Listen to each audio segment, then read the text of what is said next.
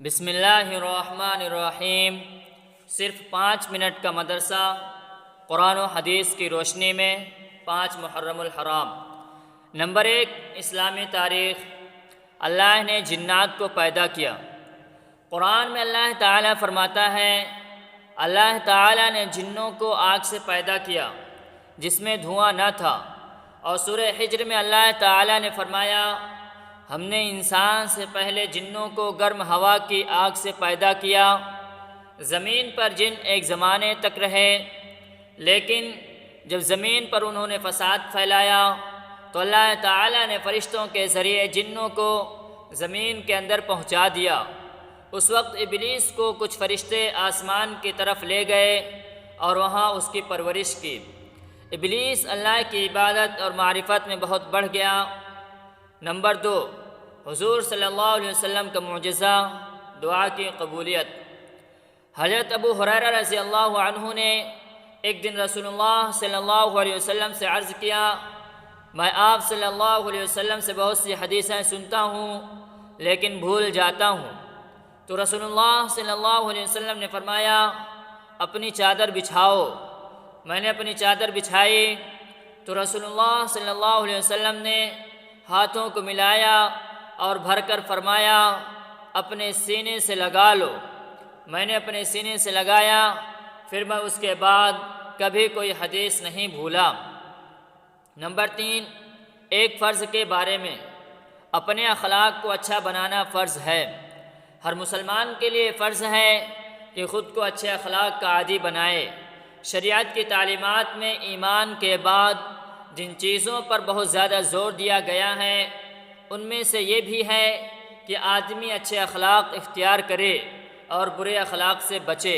چنانچہ رسول اللہ صلی اللہ علیہ وسلم نے فرمایا، ایمان والوں میں مکمل ایمان والے وہ لوگ ہیں جن کے اخلاق اچھے ہیں۔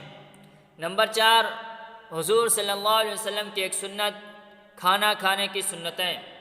حضرت عمر بن ابی سلمہ رضی اللہ عنہ فرماتے ہیں کہ مجھے رسول اللہ صلی اللہ علیہ وسلم نے فرمایا، اے بچے، بسم اللہ کہو، دائیں ہاتھ سے کھانا کھاؤ اور اپنے قریب سے کھاؤ۔ خلاصہ، اس حدیث سے کھانا کھانے کی 3 سنتیں معلوم ہوئیں: بسم اللہ پڑھنا، دائیں ہاتھ سے کھانا اور اپنے آگے سے کھانا۔ نمبر 5، ایک نفلی عمل کی فضیلت۔ ماہ محرم میں روزے کا ثواب۔ نبی کریم صلی اللہ علیہ وسلم نے فرمایا، ماہ رمضان کے بعد سب سے افضل محرم کے مہینے کا روزہ ہے۔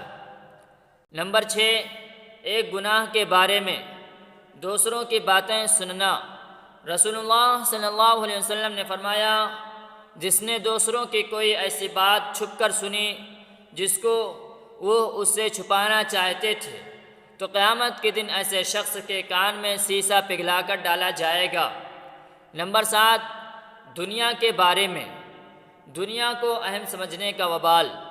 رسول اللہ صلی اللہ علیہ وسلم نے فرمایا، لا الہ الا اللہ بندوں کو اللہ تعالیٰ کی ناراضگی سے اس وقت تک محفوظ رکھتا ہے جب تک کہ وہ دنیا کے مقابلے میں دین کو زیادہ اہم سمجھے، اور جب وہ دنیا کو اہم سمجھنے لگیں گے تو لا الہ الا اللہ بھی ان پر لوٹا دیا جائے گا اور یہ کہا جائے گا کہ تم جھوٹ بولتے ہو۔ نمبر 8، آخرت کے بارے میں۔ زمین کا زبردست زلزلہ۔ قرآن پاک میں اللہ تعالیٰ فرماتا ہے، جب قیامت کے دن زمین زبردست طریقے سے ہلا دی جائے گی اور وہ اپنے اندر کی چیزوں کو نکال پھینکے گی تو انسان اس حالت کو دیکھ کر کہے گا کہ زمین کو کیا ہوا۔ اس دن زمین وہ تمام چیزیں بتا دے گی جو اس پر کی گئی ہوں گی کہ فلاں شخص نے مجھ پر یہ اچھا یا برا عمل کیا تھا، اور یہ سب اللہ کے حکم سے ہوگا۔ نمبر 9، قرآن اور طب نبوی سے علاج۔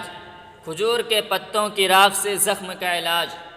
احد میں جب رسول اللہ صلی اللہ علیہ وسلم کے چہرے مبارک زخمی ہو گیا تو رسول اللہ صلی اللہ علیہ وسلم کی صاحبزادی حضرت فاطمہ رضی اللہ عنہا خون دھوتی تھیں اور حضرت علی رضی اللہ عنہ زخموں پر پانی بہاتے تھے۔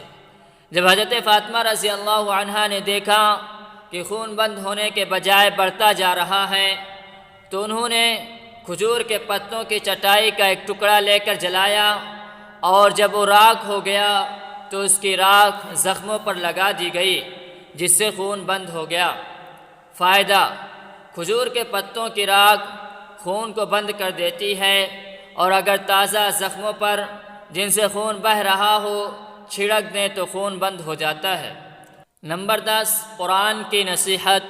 قرآن پاک میں اللہ تعالیٰ فرماتا ہے، بلا شبہ جو شخص اللہ تعالیٰ کے ڈر سے گناہوں کو چھوڑتا ہے اور مصیبتوں پر صبر کرتا ہے تو اللہ تعالیٰ ایسے نیک کام کرنے والوں کو اچھا بدلہ ضرور دے گا۔